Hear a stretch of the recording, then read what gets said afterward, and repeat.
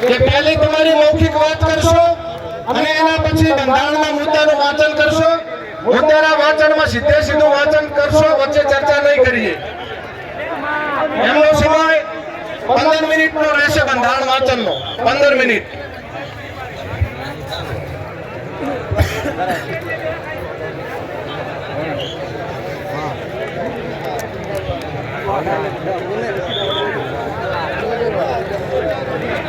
સૌ બેસી જઈશું. ભાઈ સ્ટેજ ઉપર કોઈ ઉભા નહીં રહીએ પ્લીઝ.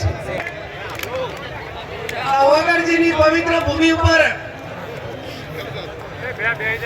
બનાસકાંઠા, પાટણ, વાવથરાજ એમ કુલ મળીને 27 તાલુકાના ઠાકોર સમાજનું બંધારણ આજે આપણે સામાજિક રીતે મૂકી રહ્યા છીએ. ત્યારે સ્ટેજ પર બિરાજમાન સૌ સ્ટેજ ઉપર બિરાજમાન રાજકીય આગેવાનો, મહાનુભાવો, સંતગણ, સમસ્ત ઉત્તર ગુજરાતમાંથી વધારેલા ઠાકોર સમાજના સૌ વરિષ્ઠ આગેવાનો, જ્યારે પણ જરૂર પડે છે ત્યારે સમાજમાં દાન આપનાર તમામ દાતાઓ, આપ સૌ વડીલો, યુવાન ભાઈઓ, બહેનો અને પત્રકાર મિત્રો,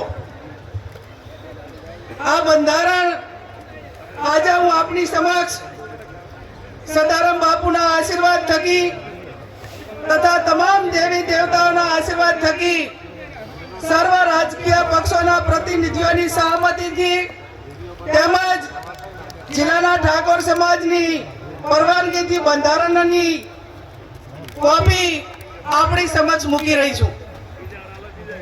સૌ પ્રથમ બંધારણ 1998 આ જગ્યા ઉપર સ્વર્ગસ્થ ભાવસિંહજી ડાયાજીના અધ્યક્ષસ્થાને સમગ્ર ઉત્તર ગુજરાતનો ઠાકોર સમાજ 27 વર્ષ પહેલા બંધારણ કર્યું હતું.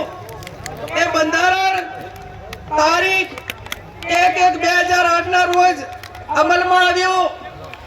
એના પછી 1998 દિયોદર મુકામે આ વિસ્તારમાં પ્રથમ સમૂહ લગ્ન માધવસિંહ સોલંકી સાહેબના અધ્યક્ષસ્થાને અને સદારામ બાપુના અધ્યક્ષસ્થાને 60 સમૂહ લગ્નની શરૂઆત થઈ.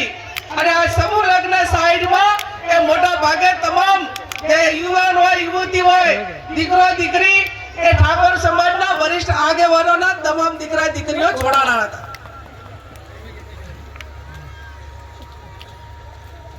ત્યારબાદ તારીખ 5/10/2008 ના રોજ ખોડિયાલ મુકામે વરાણા મુકામે ખોડિયાલના ધામમાં આ બંધારણ માટે ફરી વખત પ્રયત્નો કરી અને સમાજના તમામ આગેવાનોએ આ વાતને આગળ વધારવા માટેનો પ્રયત્ન કર્યો હતો. એના પછી ક્યાંક ને ક્યાંક બંધારણનો અમલ નતો થતો. એટલા માટે કરીને ગઈ તારીખ 26/11/2025 અને લાભ પાંચમના દિવસે દિયોદર મુકામે ઠાકોર સમાજના સર્વપક્ષીય આગેવાનોની હાજરીમાં નવા વર્ષનું સ્નેહ મિલન યોજાયું.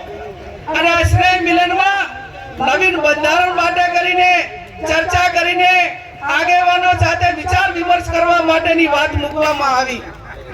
એના પછી તારીખ 15/11/2026 ના રોજ જગદીશભાઈ ઠાકોર સાહેબ હોય, ધારાસભ્ય હોય અને આગેવાનોની હાજરીમાં આખા 3 જિલ્લાને કોમન આપણા કયું બંધારણ રહી શકે તેના માટેની એક મુદ્દાની ચર્ચા કરી અને તારીખ 15/11/2025 ના રોજ આ તમામ મુદ્દાઓ નક્કી કરવામાં આવ્યા. એના પછી દરેક તાલુકા વાઇઝ મીટિંગો થઈ, ગામ વાઇઝ મીટિંગો થઈ અને જિલ્લા વાઇઝ પણ મીટિંગો થઈ.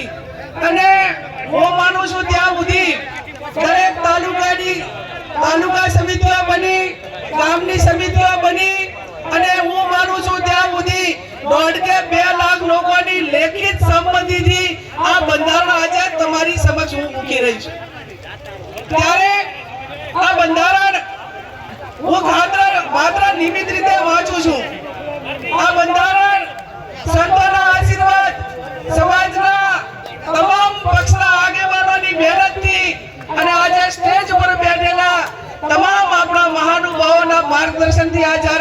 બંધારણ થઈ રહ્યું છે ત્યારે આ બંધારણ કોઈ વ્યક્તિ નથી અમલમાં મૂકવાની, આ તમામ સમાજ મૂકવાનો છે.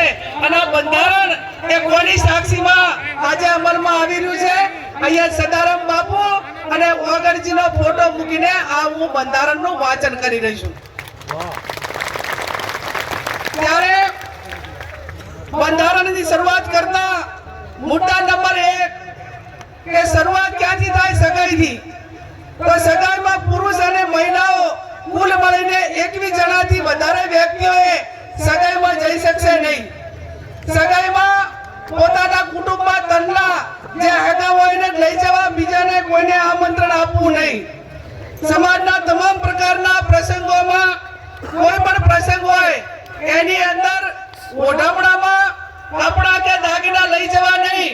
તમામ આપણા રીત રિવાજો પ્રમાણે રોકડમાં ઓઢામણું કરવું. સગાઈમાં માત્ર કેટલી વસ્તુ લઈ જવાની રહેશે? સાડી, નાળિયેર અને રૂપિયો. આ ત્રણ જ વસ્તુ સગાઈની અંદર લઈ જવાની રહેશે. બીજી કોઈ પણ પ્રકારની વસ્તુ લઈ જવાની રહેશે નહીં.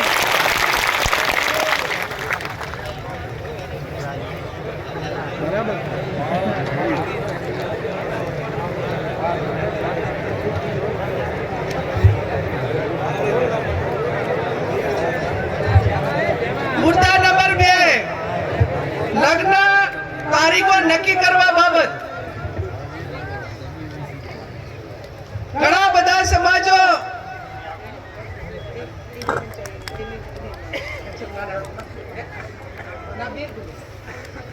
લગ્ન તારીખો નક્કી કરવા બાબત. તો આખો સમાજ આજે એવું નક્કી કરે છે વાગડની ધરતીમાં જગદીશભાઈ ઠાકોર સાહેબ કે 12 માસ લગ્નથી આજે પશુપાલન હોય, ખેતીવાડી હોય, ધંધા રોજગાર બધા કુટુંબે જાય છે. અને સમય આવ્યો છે કે એક મિનિટ ઉપર દુનિયા ચાલે છે અને આપણને વર્ષોની મહિનાની કિંમત નથી. ત્યારે વર્ષના 2 માસમાં જ સમાજ એની બેનને વિનંતી કે મુદ્દાનું વાંચન થતું હોય ત્યારે માત્ર મુદ્દાઓ જ વાંચશે, વચ્ચે બીજો વિષય નહીં લે. આપણે જે વાત નક્કી થઈ છે, વર્ષમાં 2 માસમાં સમાજને લગ્ન માટે તારીખો નક્કી કરવાની થાય છે. વૈશાખ સુદ એકમ થી 15 દિવસ પૂનમ સુધી, એટલે વૈશાખ મહિનામાં અજવાળિયામાં 15 દિવસ અને મા મહિનામાં અજવાળિયામાં 15 દિવસ આખો ઠાકોર સમાજ એ પોતાના ઘરના લગ્ન હોય કે સમૂહ લગ્ન માટે છૂટ આપેલી છે. પણ વ્યક્તિગત લગ્નમાં 2 મહિના જે આપણે નક્કી કર્યા છે એના 15 દિવસ, એના પછી કોઈ લગ્ન કરવાના રહેશે નહીં. 1 મહિનામાં આખા સમાજે લગ્ન પતાવી દેવાના અને કોઈ ઇમરજન્સી હોય તો પોતાની રીતે લગ્ન કરે. બાકી 11 મહિના સમાજે ધંધા રોજગાર તરફ આગળ વધશે.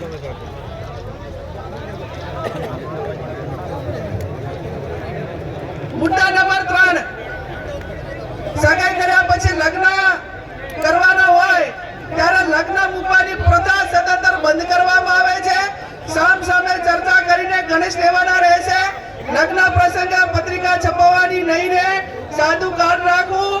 મોબાઈલ ફોનથી ડિજિટલ આમંત્રણ આપી શકાશે. મૂળ પ્રસંગે આમંત્રણ કે રાવણું રાખવું નહીં. સામાજિક પ્રસંગે રાજકીય આગેવાનો હાજર ન રહી શકે તો કોઈએ આગ્રહ કરવો નહીં અને કોઈએ નારાજગી વ્યક્ત કરવી નહીં.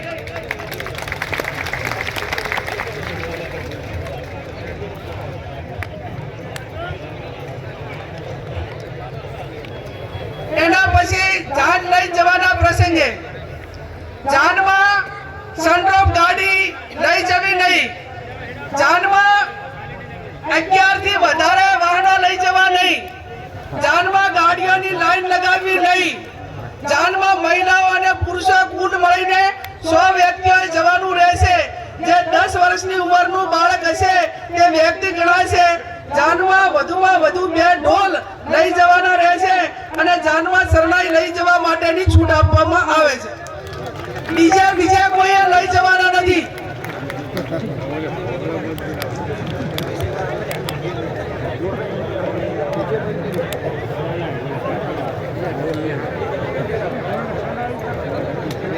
હવે આપણે પટલું, દાગીના, હમાઓ અલગ અલગ પંથકમાં બોલાય છે.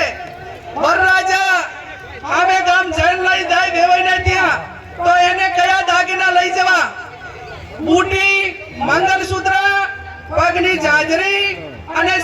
બંગડી લઈ જવાની રહેશે. આ સિવાય અન્ય કોઈ દાગીના કોઈ પણ સંજોગોમાં લઈ જવાના રહેશે નહીં.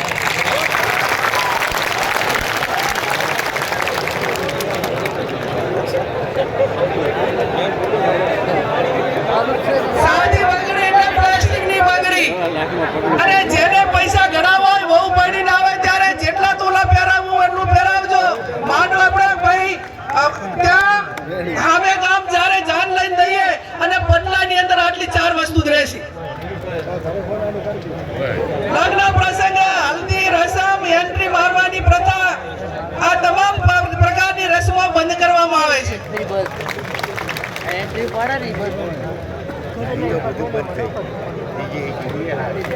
જમણવારનો પ્રસંગ.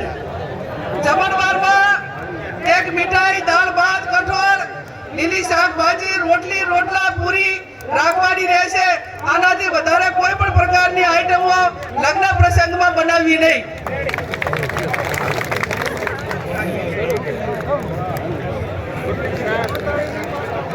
જમણવારમાં છાશ રાખવી હોય તો રાખી શકાશે. ઉનાળાનું હોય તો સાહેબ છાશ રાખવું પડે. હવે પછી આવ્યો મામેરાનો પ્રસંગ. નહીં આવે.